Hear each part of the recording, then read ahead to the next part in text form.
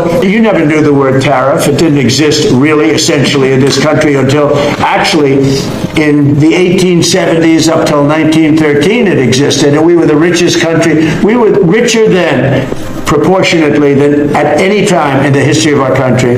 And then stupidly in 1913 they said, let's go to the income tax way of life. Let the people pay instead of foreign countries. No, we're taking in trillions of dollars in tariffs, and we're stopping wars because of tariffs. So that's not so normal either. But you know what? Other countries did it to us, and now we're doing it to other countries. And number one, Europe is going to give them significant security guarantees, and they should, because they're right there.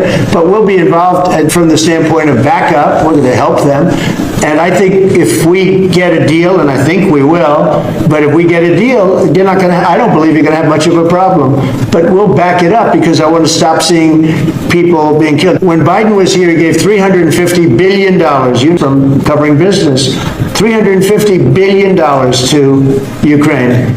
I said that Zelensky's the greatest salesman I think I've ever met, better than P.T. Barnum, because he'd come to the country, he'd walk out with $50 billion every time. He actually came here once, he walked out with $100 billion. We're up to $350 billion.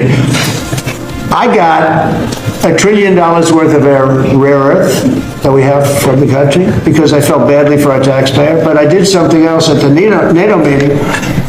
They are countries, but weren't paying.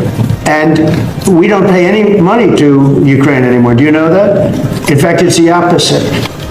They request through NATO, we deal with NATO. We don't deal really with Ukraine. NATO requests missiles. They want Patriots. They want missiles. We give the missiles to NATO. NATO pays us in full and does what they want. I mean, I think they can do other things with them too, because we're dealing with NATO. We pay no money to Ukraine.